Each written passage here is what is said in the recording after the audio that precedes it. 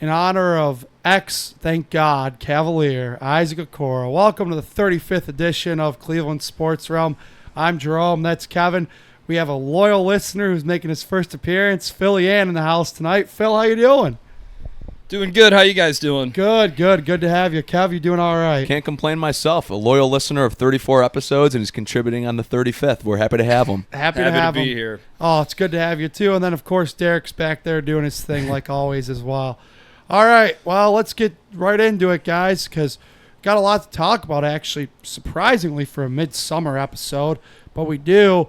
Let's get right into the baseball team. And I think there's no other way to describe it besides disaster or dumpster fire. Things have been just absolutely horrible. They decided to have a homestand and win one singular game on it, in which they had a walk-off. They went 1-5. 3 out of the last 4 of that homestand, they didn't score in a single run in those games. Actually, only one inning out of the last 36 innings they played baseball. Going into tonight's episode, we're recording this on Tuesday. They'll play the Cubs, here shortly. So going into tonight's Cubs game, series opener, they've scored 1 out of the last 36 innings. How bad is this? This is a disaster. I mean, yeah, they've been shut out 3 out of the last 4 games. It's pretty sickening, I would say. Especially, we talked a lot about the prospects in the farm system right now, in Kafis and DeLauder specifically. We touched on Brito a little bit. But, I mean, these are guys I think that it's definitely worth a shot at least putting into this lineup right now to see if anybody can spark this. It's been really tough to watch. It really has been. I mean, we went, 9-16 in June? 9-16, that's correct. You know what our ERA was? 3.19.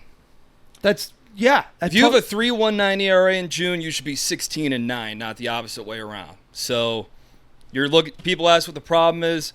They can't hit. They cannot hit. They can't. And that's been the story of the year so far.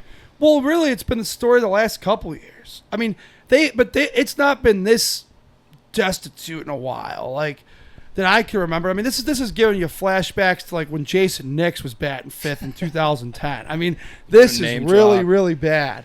Really, really bad. I mean, you got 2 hitters. You got Quan and Jose and a bunch of either unproven guys or minor league scrubs. Which means as soon as you're done through that first third of the lineup, you've got to wait basically 2 full innings until you can get somebody on base again. Well, yeah, I mean, it's really, really rough. And I know all 3 of us on this show watch religiously, but I'm actually not mad that we're going to probably miss the beginning of this Cubs game due to tonight's recording. Really, honestly, it's really hard to watch, and people say, well, the pitching's giving up runs too. Well, you know how much pressure those guys got to put on themselves right now? They can't hit. Well, 3 out of the last 4, if they would have given up only 1 run, we would have lost the game. Yeah, exactly. They can't hit, and then they finally have a big 6-run inning, and it goes to crap and that's a good point. Stephen Vogt, enough with Matt Festa. When's his designate for assignment coming? I've had enough. He's got a 5.65 ERA. You would think he's Cade Smith by how much he gets used. I got nothing. I mean, as they said, we got Matthew Boyd and Shota Imanaga coming up. I don't think we're going to score 3 runs total against those 2. And I hope I miss the game tonight. I mean, it's going to be brutal. Yeah. Well, you have a long drive back to the east side after this, so you just might miss it. Yeah. Yeah, well, guys, there's a good chance they may get no hit in one of these next 2 games. Wouldn't surprise me. Yeah, it wouldn't surprise me either. I mean, like Phil was just saying, 2 minutes ago, it's basically up to Steven Kwan and Jose Ramirez on whether or not that's going to happen. Yeah, pretty much. And then your boy, the ageless wonder, occasionally gets his hit every 3 games or so. Well, Father Time's getting to him. It is a little bit. He's down to 235, but he's still. I mean, I see people on social media saying, "Why is he batting cleanup?" Who else is going to bat cleanup, guys? Jonathan Rodriguez. No. Gabriel Arias. Give me Austin a break. Hedges. Just kidding. But it's unfortunate that those are the other options. I mean, these guys, people act like Daniel Schneemann is all high and mighty because he's hitting 240. If he were a New York Yankee, San Diego Padre, they'd be booing him off the field. Yeah, he really is, our 3rd or 4th best hitter right now? Yeah, and he's hitting probably 235. I would say he's probably the 4th best hitter. Yeah, it's a shame to say that. Yeah, he's probably the guy I have the 4th most confidence in to get a hit. We were joking before the show off air, it's so destitute right now. Lane Thomas is hitting like 220 in his last 6 games. He's hot. In our lineup, he's hot. I mean, if you're above the Mendoza line right now in this lineup, the city's looking at you like you're an all-star right now. And here's my problem. They don't seem to have any desire or will or give a crap to change it. It felt like last year they were often rotating from the minor leagues to the majors. Estevan Florial, we saw he was bad after a month or two. They sent him down. They would bring guys up and down like crazy. We've been staring at Nolan Jones and Bo Naylor and Rodriguez for way too long. Yeah, they did that with Manzardo a few times last year for sure until he finally got in the swing of things. Yeah, and I mean he's got pop, but we also talked about this before the show too. It's not fair to Kyle Manzardo, who doesn't even have a full year of big league service time, to have him bat second or cleanup, but who else is going to do it? And that's, again, the front office issue. It goes back to it. We've hammered it for weeks. It's pretty bad that at the end of June, when the president of baseball ops has to have an emergency press conference to try to calm the waters, and then after that they blow a 5-run lead and get shut out after he tries to calm the waters. So it didn't calm anybody down. I actually think, I get from his point of view what Chris Antonetti was trying to do. I actually think it infuriated and inflamed the already, dumpster fire even higher is all it did. Yeah, I mean, look, Kafis, DeLauder, and Brito, they should absolutely all be up. But it's a shame that, a team that almost won the pennant last year is banking on kids who are 22, 23 years old. Why didn't you go get Gleyber Torres in the offseason? Why didn't you go get a major league ball player, slugger, over the offseason? You got the money. You spent it on Jacob Junis and Paul Sewald. Well, Detroit signed Torres for 1 year and 15. Yeah. And he's instantly batting 2 or 4 for us right now. He's going to make the All-Star team this year, I believe. Yeah, and obviously solidifies one of our middle infield positions that we so desperately need too. So. Well, yeah, that's the other thing. They have 87,000 of them, and none of them are any good. Yeah. They traded the one good one for Nolan Jones. Tyler Freeman's hitting 325. Yeah. I mean, it's pretty bad that we're sitting here and we talked about this already, but Schneeman's the best of the bunch, and he was a 33rd round utility infielder pick. We've been waiting on Gabriel Arias for God knows 5 years long. now. I mean, wasn't he part of the Clevenger deal? Yeah. Yeah, he was. So it's been 5 years. Yeah. Because it was the COVID season. Yeah. And we keep hearing about how athletic he is, which, I mean, sure, he's a very talented guy, but he's never seen a slider 10 feet out of the box that he didn't love. Yeah. Yeah, no, he was hanging out with Javi Baez in the offseason, but Javi Baez must have been watching tutorials doing something else because he's been great this year. He's been a much better. That came out of nowhere, yeah. Yeah, and the thing with Arias that we talked about it on last week's show, he gets the one big hit. So he did it on... Did it against the Giants. He did it on Monday against the Blue Jays, and then against the Cardinals he hits a huge 2-run homer. And that adds up because he did it on Monday and then he did it again on Saturday. So that was a good week. So he had 2 big hits and then everything else he goes over. So is it so bad in the lineup that you're keeping a guy up in the major leagues until he got hurt because he provides you 1 big hit a week? Like, that's where they're at. It's terrible. And now he's on the IL now. We got Rocchio up, so garbage for garbage. Yeah, I mean, essentially, unless we somehow get playoff Brian Rocchio. But I don't think that's happening. I'm just glad it's not Will Wilson. Yeah. Yeah. That's true. Yeah, I actually would rather have Rocchio up, too. Yeah, no. I mean, I if it was me, I guess if it was me, I probably would have thought about Brito, but then they get so obsessed with the righties, lefties. He's got to get healthy. Yeah. That's what we keep hearing. Yep. Him and CDL have to get healthy. I mean, now at this point, I don't understand. You're going to wait till probably the All-Star break. You're going to be too far out of it at that point. And no matter what the kids do, it's not going to matter. And you got the Cubs and the Tigers for 7 games here this week. We might will we win 2 of those? I don't know. I don't think we will. We're getting scoop. We're getting scoop ball this weekend. Yeah, so there's a loss. You have Imanaga Boyd and Imanaga today and tomorrow. That's 3. I mean, you're looking at maybe getting, you're hoping for 3 wins. I mean, the Cubs could bring up a kid with a 6 ERA from AAA right now. I wouldn't have too much confidence. No, I wouldn't either. I wouldn't either. That's where they're at, guy. It's really, really bad. And we try to be positive as long as we can, but I'm at my breaking point. I have no positivity left to offer. Well, you know what? It takes me a while to actually get to that breaking point, and I'm starting to get sick of watching this team on a nightly basis. Yeah, seriously, we were, because we went to the game on Saturday, and actually all three of us were there, but not with each other, but we did, meet. Okay, regardless of the point of our personal lives, Kevin comes to me at the, place we were having beverages after, and he says, I'm done. And this guy's the guy who usually keeps me on track and tells me to well, they had the 6-1 lead. I thought for sure. It was like, okay, maybe they're going to get back on track here. They had hits from Jones, Arias, and Hedges in a row. Back to back. We'll never see that again in our lives. And you lost. My cousin, who was in town from New York, big baseball fan, not Guardians fan particularly, he come down to the ballpark. He goes, you guys are definitely going to win today. Austin Hedges just singled up the middle. Yeah. And they still can't figure out a way to get it done. No, they couldn't. I mean, Zach Meisel put it in his most recent article. I thought it was a great point. Your center field production is 30 out of 30. Your right field's 29 out of 30. And your catcher's 28 out of 30. And your shortstop's 28 out of 30. That is an organizational failure to have that many position player groups in the bottom three. That is an organizational failure, and everybody should have to own that. I mean, that's half your lineup almost. It's 4 out of 9 spots that you're getting bottom 3 production in the entire MLB from. I mean, it's like you said. I mean, it's completely unacceptable. And like Phil said earlier, I mean, this was a team that was coming off of an ALCS performance, a few games away from a potential World Series appearance, and you're putting this product on the field. It's sickening.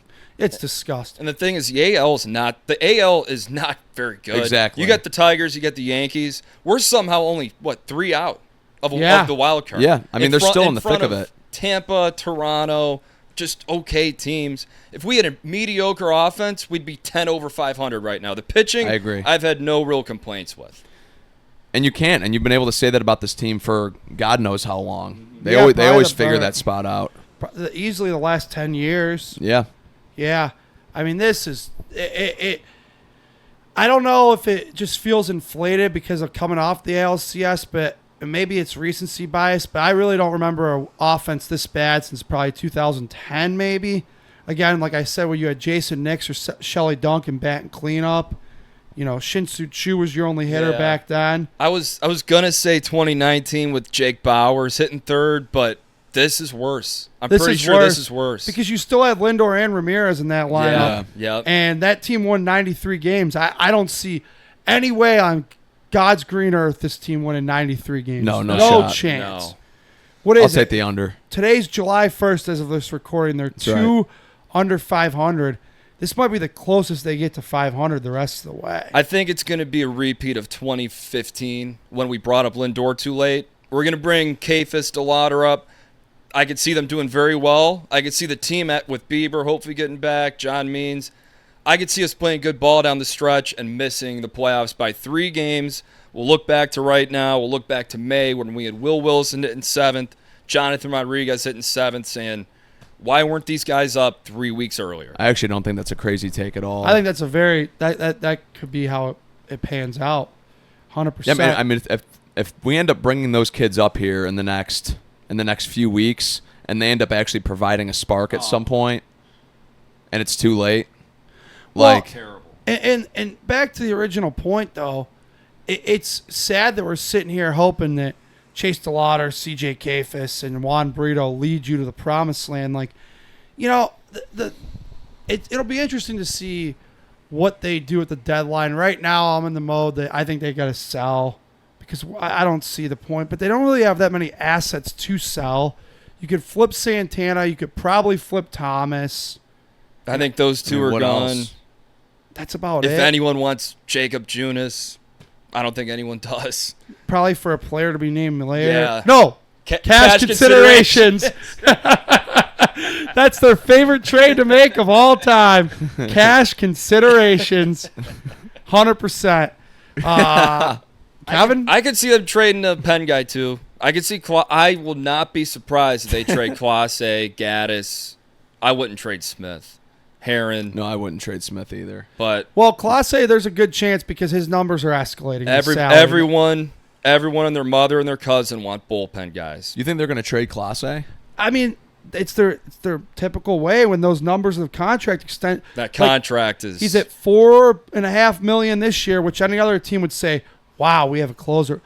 Paul Dolan is starting to get the shakes. He's worried. He's sick. He's got a fever. He can't take it.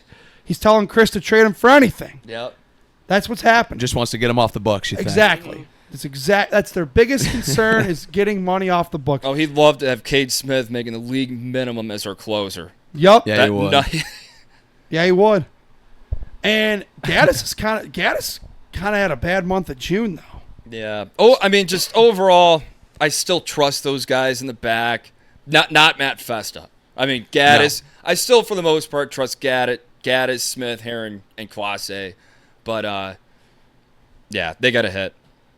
And they can't. That's the problem. No, they can't do it. I mean, I would love nothing more, truthfully, to come on here next week and have, talk about, even if they went 3-4 in this stretch, but they showed a little bit of life with the bat. I just, for the life of me, can't see that happening. I mean, they hit. No, because they've done this before, though, is that they'll end up going out and they'll score 6-7 runs in a game. And we're like, okay, they're getting the bats going, and then they'll lose 4-1. Nobody expected us to win the Giants and A series. Yeah, the Giants one kind of shocked me, but that was all pitching. Yeah. What would they win those? 3-2 and 4-0? Yeah, that was. That was actually Daniel Schneemann, give him credit, hit a huge 3-run home run in that series. Get the Jersey night ready for a 235 hitter. Well, they had a Bo Naylor Jersey night, and he's never hit over 205. Bo Hedges, you mean? My God. It is sad because Bo was a first-round pick, and they told us for years how great he was going to be. I mean, at this point, I don't know. This Cooper Engel kid's hitting like 350 in Akron right now. He keeps that up. Bo's going to have to get going. Yeah, I mean, yeah. Is there a chance they non-tender Bo after this year? I don't think so. I think although you got to remember, David Fry's probably going to be catching next year quite a bit. This could be hopefully he's hitting more than 140, though. Right now, he fits right into the group of catchers we have right now. I mean, Bo could be playing for his Cleveland life here. No, he could be. We're keeping David Fry around at DH. They obviously have plans for him to get back to catching once that elbow's healed. Kevin? Is Bo playing for his Cleveland life? I think he is. I think he absolutely is. We can't continue to have this sub-Mendoza line catching duo that we just trot out there every week. Or every game, excuse me. And it's not like the defense is impeccable. His defense has gotten a little bit better from last year, but it's not like it's Austin Hedges where you're going to get immaculate defense. I'll take the immaculate defense with the 120 average that he's got right now instead of the 105.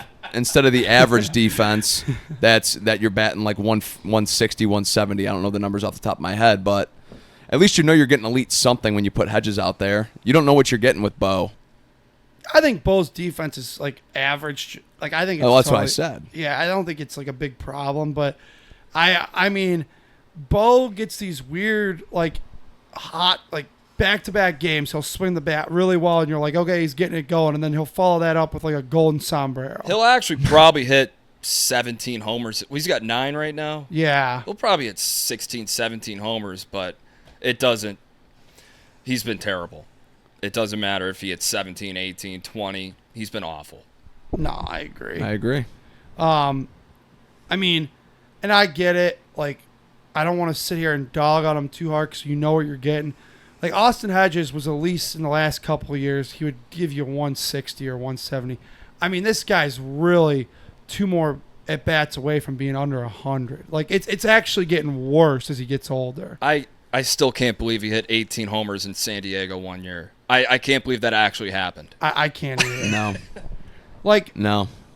I get it. You already have a preconceived notion in your mind that he can't hit because he can't. That's true.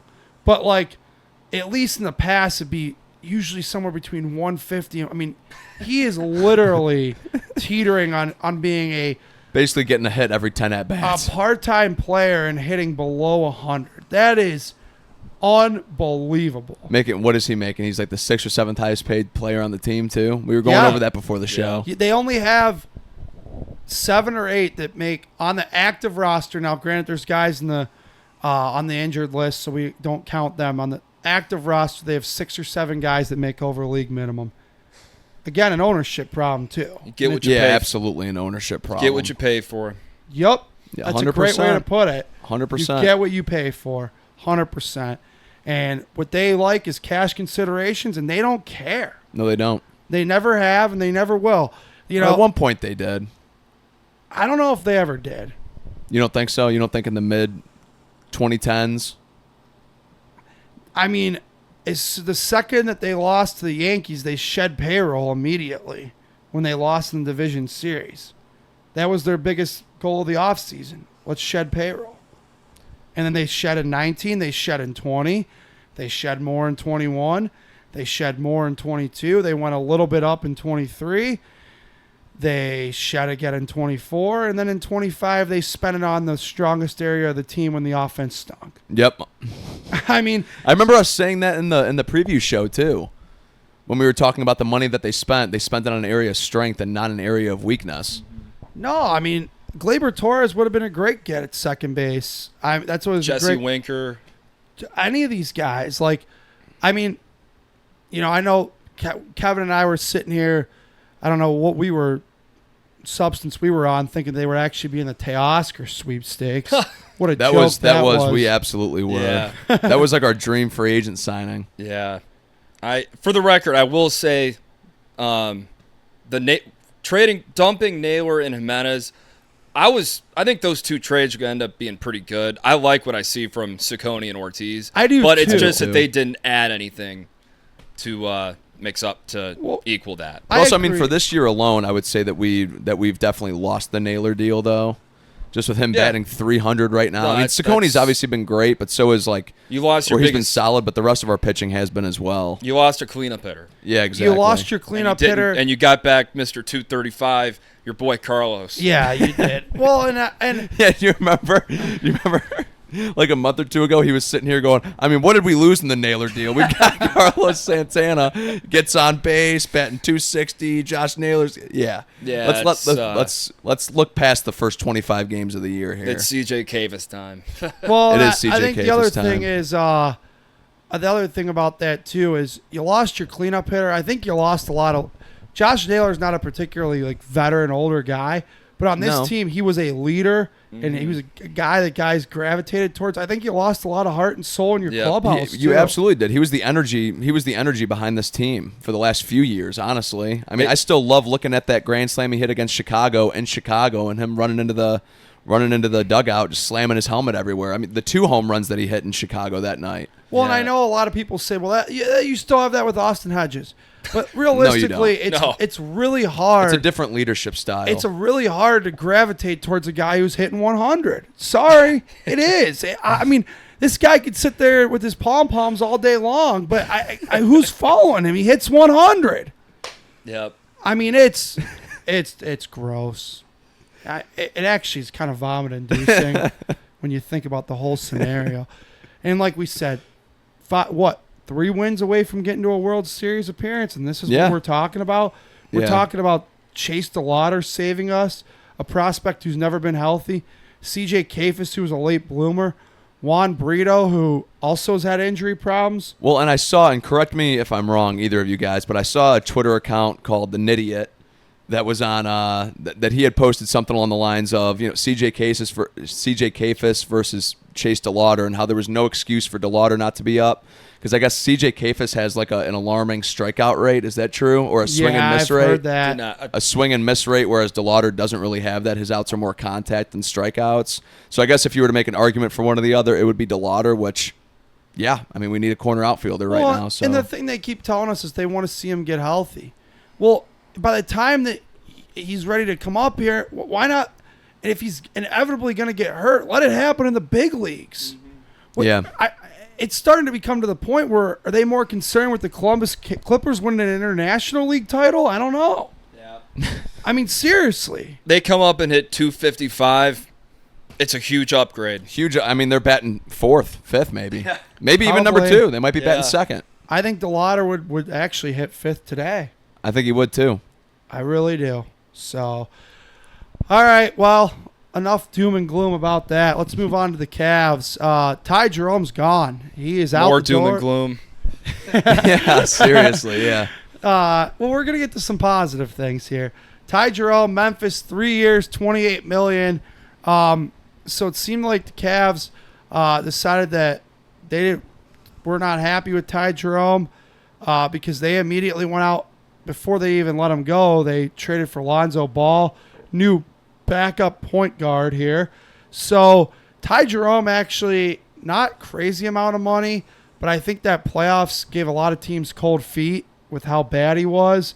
So what do you guys think of all this, Kevin? Yeah, I thought it was pretty shocking that that's the amount that he had signed for. I mean, this was a guy halfway, 3/4 through the year, even by the end of the year before the playoffs started, we were talking about him getting $20 to $25 million a year. We thought maybe even there would be a team that would be desperate enough to offer him 30 based off of how he was playing for this team. So I was shocked by him making less than $10 million a year for how important of a piece he was for this team and how much he contributed. I was shocked by that.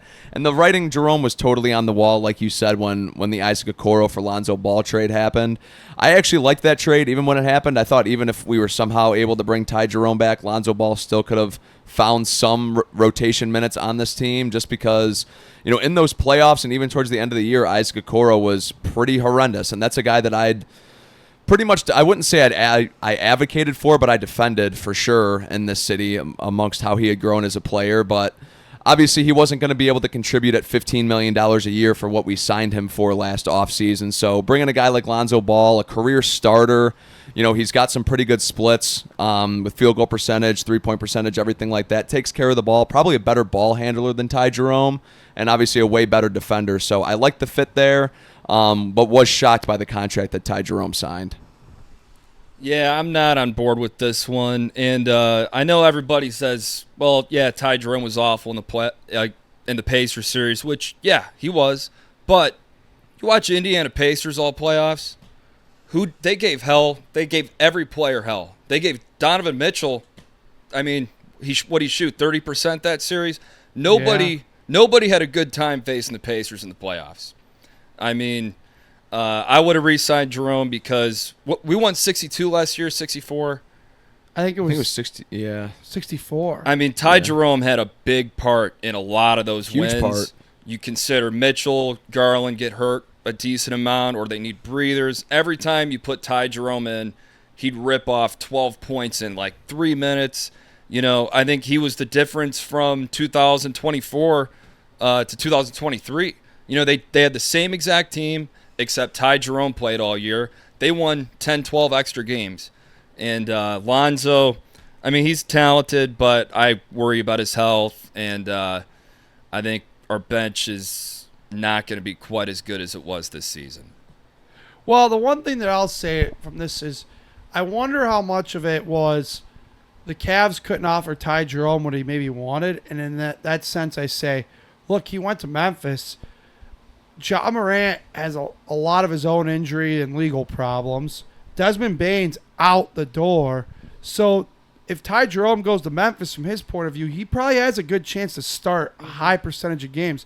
Cleveland doesn't really offer you that because you have Garland and Mitchell. You're roadblocked. So maybe Ty Jerome in his own mind never had any interest. There's definitely a chance here. he wanted a clean slate. But we'll see. Yeah, I thought a huge influence for him actually would have been DeAndre Hunter still being here. I thought that was, there were reports almost as soon as we traded for DeAndre Hunter that sparked Ty Jerome's interest even more so in re-signing here. There were reports in the postseason and after the postseason, even up until these last, week and a half, 2 weeks, that momentum was shifting towards Ty Jerome re-signing. So I was shocked initially by that Okoro Ball deal.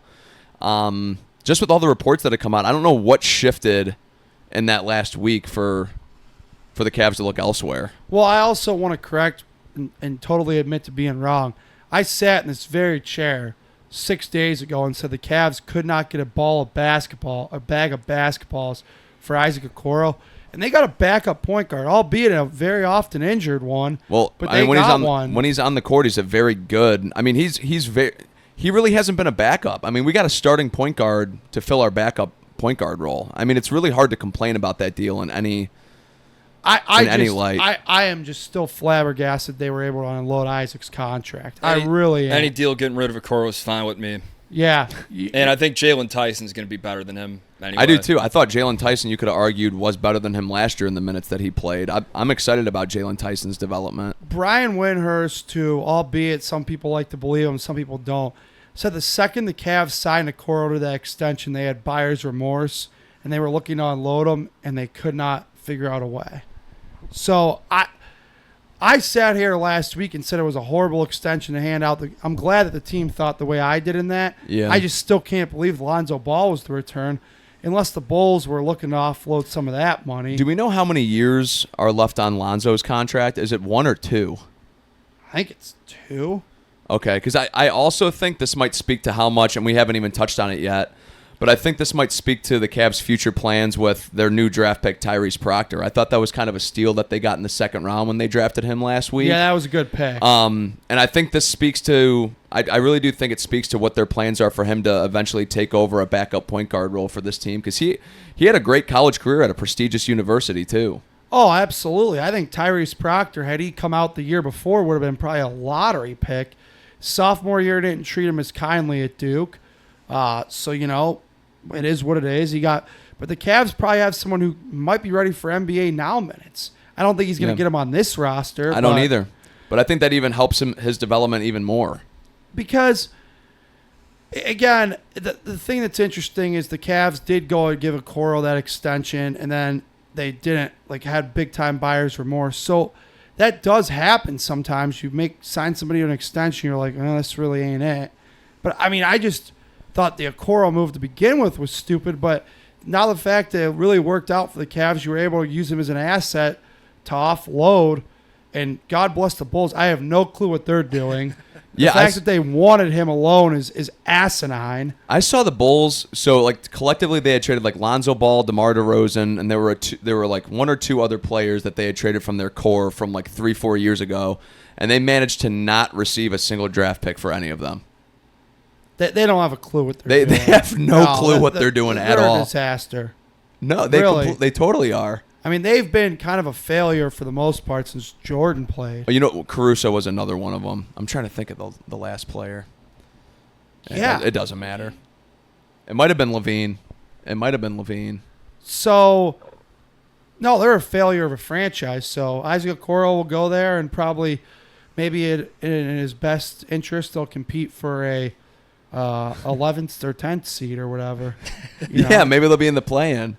Oh, the Bulls are always somewhat involved in that thing, and how can you not be? 2/3 of the league. We've been over this so many times. Unless you're like the Washington Wizards, you're involved in the thing somehow, someway. We've hammered that point, Phil. I bet you agree. Too many teams make the postseason. Probably in the next few episodes, I'm sure we'll touch on it again. Oh, it's ridiculous. Yeah. So. What do you think of Lonzo Ball, Phil? Is it a good? I'm not confident he could stay healthy whatsoever. I like Craig Porter Jr. decent amount. I worry about. I don't think the bench has enough guys who can create their own shot. Whereas that's another.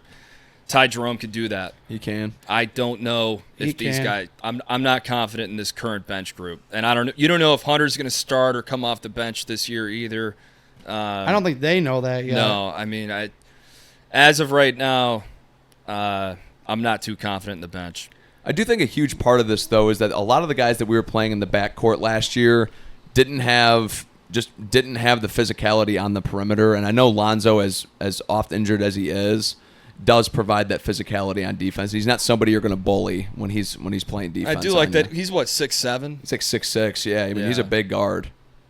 Yeah, that's definitely a point you could think of, because when the Cavs, realistically, whether we want to admit it or not, when Garland, Ty Jerome, and Donovan Mitchell are all deficient at defense. And there were times where all 3 of them were out there on the court at the same time. And none of them are any good at playing defense. No, and even if you take one of them out, your backcourt, you were rotating between Garland, Mitchell, Jerome, and then you were throwing Sam Merrill out there. And Sam Merrill's by no means an elite defender. He's probably the best of the bunch, though, and that's not saying anything. I think Donovan Mitchell I don't think he gets enough credit for his defense. I'm not going to say that he's elite at it, but I by no means think that he's a slouch defensively.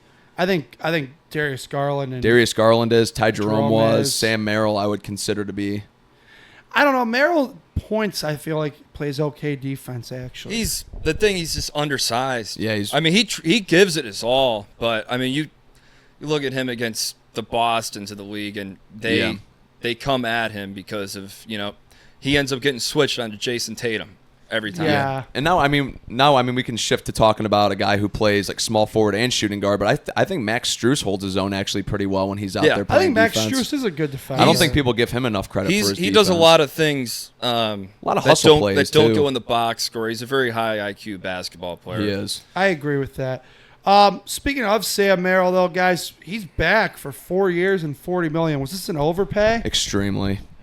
Yes. Both of you think so? This was a guy who was getting like maybe 10 minutes a game last year, and I didn't see anything that was gonna spark his minutes to increase this year. And you're paying him $10 million a year. I didn't understand it. I mean, I saw this morning Gary Trent Jr. get signed for 2 years, $7.5 million total. I saw Taurean Prince signed for 1 year, $6.5 million total. They're both better than Sam Merrill, in my opinion. I agree with that. I think so, too. Sam Merrill, he's just. I mean, I like the guy. Tries hard. He's good. He's a good sharpshooter off the bench. There are 1,000 Sam Merrills around in the G League, in the NBA. I think, like you look at last season. Say Javonte Green was our backup shooting guard instead of Sam Merrill. I don't think it would have made any difference at all. It's not a needle mover for me at all, and I think it's not that because I know Sam Merrill started his career with the Bucks, so it's not technically homegrown talent, but like he did grow as a player in this organization the last few Sam years. Merrill So I was think a D-leaguer until he came to the Cavs organization. So I think it speaks a lot to just how the Cavs developed him and them wanting to almost repay him for being in the system for so long. And I mean, he does contribute. Like he does get on those shooting stretches where, like in 2 minutes, he'll have 12 points because he knocked down 4 threes. Yeah, no, like that happens. Yeah, but to Phil's point, there's guys like that out there. Absolutely, there are. I agree with you. It might have been a thing of, well, so we got to give Sammy, he's been a loyal soldier, yada yada.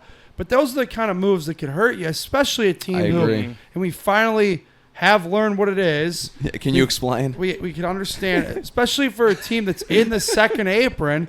This just seems like a lot of money. Yeah, it's a ton of money to be handing out when you're in the second apron because that money like multiplies by some, right? Yeah. You said you knew what it was. Well, no. So basically, being in the second apron, you're just penalized that much more. Right. It's essentially like the MLB luxury tax, but from my understanding, 10 million times more of a punishment. Okay. Like they really hammer you in the NBA versus like the MLB, the luxury tax is kind of like a tough punishment, but it's nothing like being in the second. It's not harsh. The second apron is a harsh place to be, man. and we are there. And we gave Sam Merrill $40 million. Yeah. To make I didn't get it. Personally, with that apron, I would have been cooking up, Brooke Lopez and Ty Jerome instead of Sam Merrill. Yeah, I mean, Sam Merrill's making more money annually than Ty Jerome, which I just don't understand at all. And Brooke Lopez is making $9 million a year for 2 years. He would have been the perfect third big off the bench to replace Allen and Mobley. But absolutely, we got Sammy buckets. And I also agree with your Gary Trent Jr. There's an athletic guard who probably can guard better on the wing and play better defense than Sam Merrill and shooter. And is absolutely a better shot creator for himself. Yeah. Yep. Sam Merrill, I swear. If he's not coming off a screen. No, he can't dribble. I mean, he's actually like one of the worst dribblers I've ever seen in my life. No, he's pretty rough at it. He'll by mistake get an open 15-foot look. He doesn't even look at the basket. No. If it's not from 30 feet away, he's passing it off. 100%. It's funny because it's true. That's why it's funny. But another move the Cavaliers made, this one, not even Shams doesn't even have this one yet, but Mark Stein. Larry Nance is coming home, fellas. Love it. And I love it too. Love Larry. Yeah.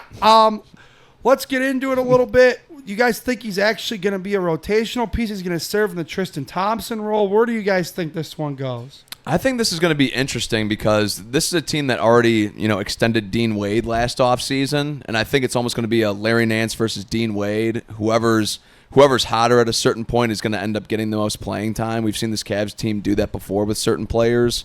So I think I would rather have Larry Nance be part of that just with his pedigree in the league and being consistent and playing the 4 and 5 so consistently. And I think on this team he'd be more of a 4 almost every time he's on the floor, just with Mobley and Allen out there with him, obviously. But, I mean, I love this signing. Not as excited as I would have been if we would have signed a Brook Lopez, but I love this addition. I'm glad Larry's coming home. He's a fan favorite, too. I think he played some 3 last year, too, with his improved three-point shot. Yeah, I mean, he's a 40-plus percenter now. Even towards the end of his Cleveland tenure, he was putting up some threes a little bit, I remember. I mean, not a ton, like 2 or 3 a game he would throw up there, but... I mean, I think there could be some matchups where he could actually start at the 3 for you. He can exploit when you need some. length, yeah.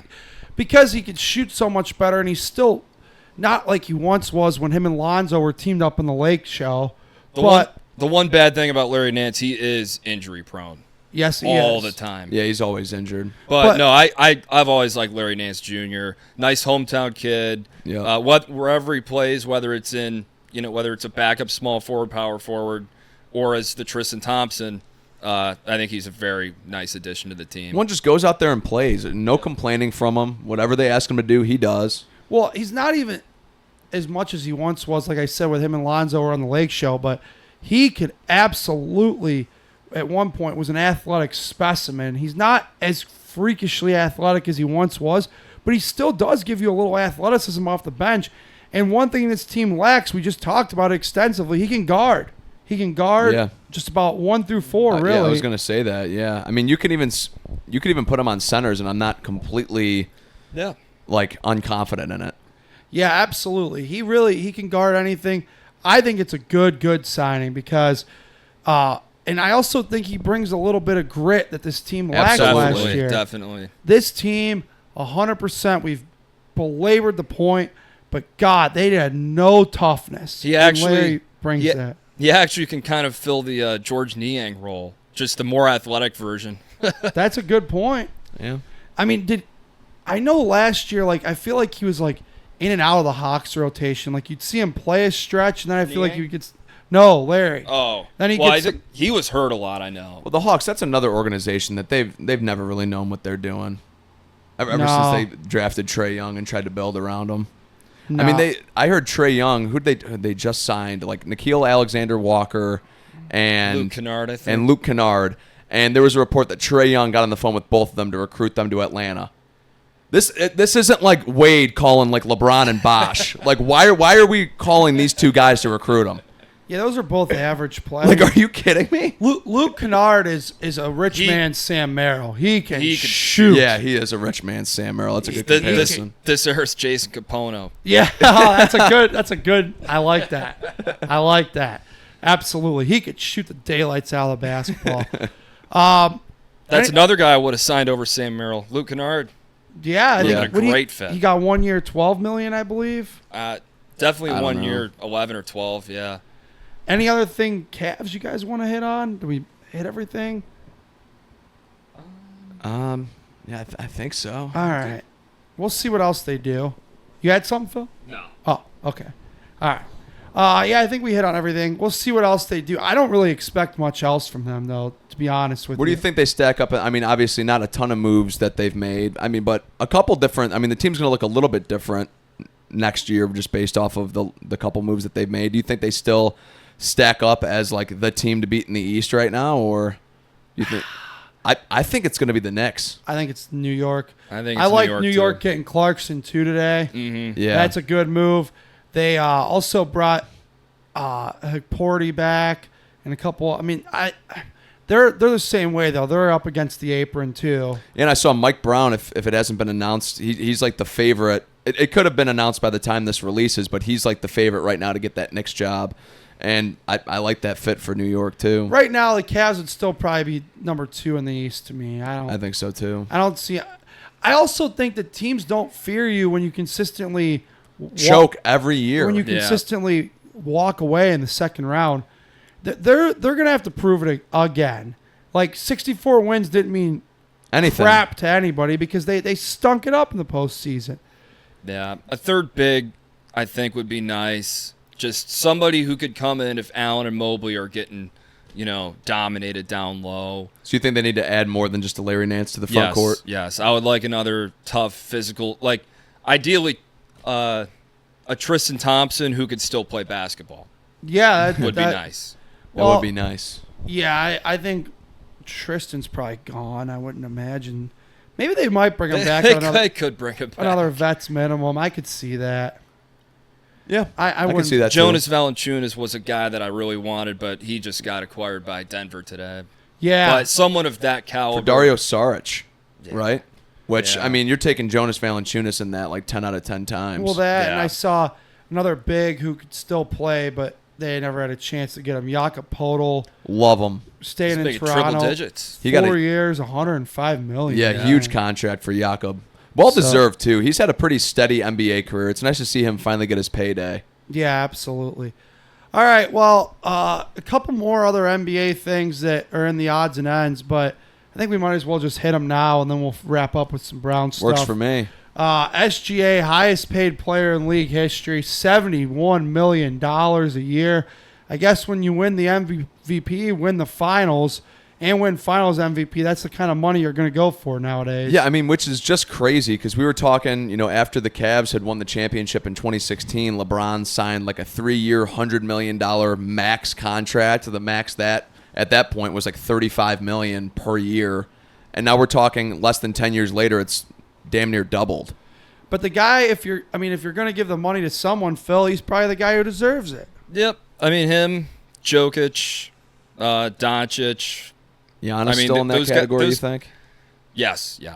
I mean, it's a lot of money to dribble basketball, but they are the faces of the league, and They got to get paid. that is what it is. Yep. Yeah, absolutely. All right, well, speaking of Giannis, his running mate is gone. Dame Lillard's gone. He's got a new one in Miles Turner. Man, the Pacers and Bucks, there's actually a rivalry there. That's got to kill Indiana fans. Yeah. They are probably devastated. Miles Turner, 4 years? 4 years, it was a little bit over 100. So Comes right out around, to like 4 years, right around 26. when Jakob Podol got, right? Yeah. Okay. Yeah. Goes to the Bucks, and in order to clear the space to do that, the Bucks cut ties with Damian Lillard altogether. Which is crazy, especially for what they gave. I mean, they gave up, what was it, Drew Holiday, multiple first-round picks, and I believe there was another piece or two that was in that deal, and that was in 2023. We're talking less than 2 years later, or basically 2 years later, they're moving off of him for nothing, and they got to eat like all of that contract. I saw like 50% of their cap is going to be taken up between Giannis, Miles Turner, and Damian Lillard. They have to eat like all that money. Well, they had to move Pat Connaughton today for nothing just to get him off the books. Yeah. I mean, what a disaster right now in Milwaukee. I mean, it's a great signing, Miles Turner, but I mean, does that do anything for them if they don't have another person to handle the ball with Giannis? Well, Damian Lillard, I thought, was sliding down the tubes last year anyhow, even before he got hurt. I mean, I did too. I mean, I didn't think he was the player that he was in Portland, but I mean, you need somebody else to really take control of that offense if Giannis isn't running the offense. So Where do you guys They got think- Micic from Charlotte. Oh, yeah. Look out. What- But yeah, I don't really know what they're doing there. Again, it's the East to me is Cleveland and New York. that's I mean, Boston, I don't even know what but Boston's not even because doing Tatum's right going to be now. out like the entire year. Yeah. We'll see. I mean, it's it's going to be Brown and Antifreeze Simons are going to have to be the 1-2, I guess. yeah. I mean, Yeah. I think Indiana could still be cooking something up. But Without Halliburton, though, it's going to be tough. yeah. Yeah. That's true, too. That's I Yeah. mean, by process of elimination, it just comes down to Cavs Knicks for me right Yeah. now. Going Right into now, next year. right now, yeah. I mean, things could change. I mean, we're also kind of forgetting. I mean, Jerome, you brought them up last week, but Orlando's going to be tough this year. Well, I Yes, like that Desmond yes. Bain deal. They gave Yeah. him a lot to get him, but he's a great two-way player. Probably, in my opinion, DeAndre Hunter, who shoots the ball a little better. Yeah, Yeah. I think. Yeah, I would almost have. Yeah, I agree. I like DeAndre Hunter better as a player. Honestly, that might be me a little bit biased, but I think DeAndre Hunter, just with his size and his length and the versatility to play basically 2 through 4, I just kind of like him better as a player. But Yeah, absolutely. Well, where do you guys think Lillard ends up? I think he probably takes most of the year off and then signs with a team if he's ready come playoff time. That's probably what I think happens. yeah, it'll be interesting to see what he does. I could see a random team. The Lakers, you can never count out on just like signing him to some vet minimum deal, depending on how that contract works out. I don't know. It's going to be interesting to see what happens with him. But the Lakers would probably be my favorite right now. I think he goes to Miami. He's always talked about wanting to play with the Heat. But I could see LeBron recruiting him. Do you think the Heat love was more so like Jimmy Butler induced though when he was there? I don't think so. I think there's a lot of players in the NBA who want to play for Spoelstra.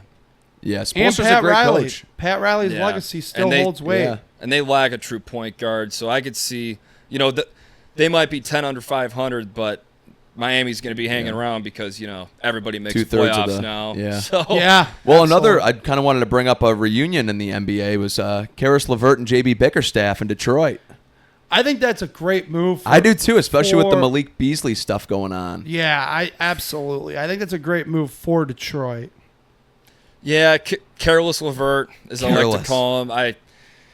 He was a pretty annoying basketball player to watch. Just 4 games he would be terrible. 2 games he'd look like Kobe Bryant. I mean, Yeah. But for Detroit, yes, like you said, probably losing Beasley. I mean, I don't know if he'll ever play again at this point. Yeah. But, Yeah, it looks Detroit- doubtful. Detroit made some massive progress last season, and They LeVert. could be a team we're forgetting about too. Yeah, depending on yeah, how those younger yeah. players. I mean, if they hit that next tier, those younger players that they have. Well, and then LeVert could be a nice 6th man for them, scoring 12 a night off the bench. You already got Cade Cunningham, who I think is going to be a future MVP. I agree. So, I love Cade Cunningham. no, I they- like Cunningham. I don't know if he's going to be that good, but I think he's going to be a perennial all-star. Well, Dennis Schroeder was a big help to Detroit last year, and they did let him walk. Yeah, he's in Sacramento Sac now, right? Yeah, that guy, he's played for probably 20 out of the 30 teams. Yeah. We also saw Colin Sexton got traded, Charlotte. former Cav. Him to and the Hornets. Hornets. LaMelo. Talk about 2 ball hogs. Oh, my that's Yeah, gonna it's be- going to be yeah. interesting. Yeah, absolutely. All right, well, one last thing. The Browns Stadium's officially going to Brook Park. All the official releases today coming from the city, from the state, from the Browns themselves. The governor signed that $600 million, made it official last night. But it seems like some fans are displeased because this is going to be a big ask on the taxpayers, and people are really genuinely worried about the tickets and the cost of things out there. As a season ticket holder myself, I'm wondering if it's still going to be affordable. And I think people don't mind paying the price, but they better have an on-the-field performance to match their state-of-the-art off-the-field, stadium. Yeah, I agree. And they've got what, 4 or 5 years to do it before Yeah. the stadium's supposed to be up and actually being used. 2029. So you better put these picks that you got from this Travis Hunter deal to work, and hopefully in 5 years we've got a few superstars that we're watching. But it's the renderings. I know we went over it last week, but it does look like it's going to be beautiful. It looks like it's going to be state of the art. And I've grown to actually become a little bit excited over it. I have. Phil, thoughts on the new stadium? I'm exhausted from it all. Just win some games. I don't care if you move the team to Ashtabula. Just win some games. I hope the product's good.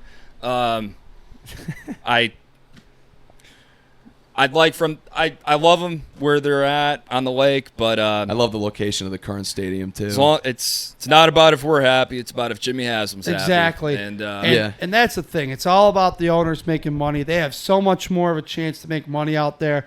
I mean, they already said in the press release they're going to create a new Muni lot. But what's a spot in there going to cost? $200? Yeah, right. They're never going to recreate the Muni lot. Sorry, ain't going to happen. no, It's going to cost too much money, and the average No. Joes like us doing this podcast aren't going to be able to afford to park the car there. I saw the Browns had posted something along the lines of this is like the second biggest privately funded project in American history or something like that. And it's like, what do you mean privately funded? You're asking all of us to chip into this. Yeah, now are they chipping I know in? what they mean by it, but Are they chipping in more than a lot of owners do? Yeah.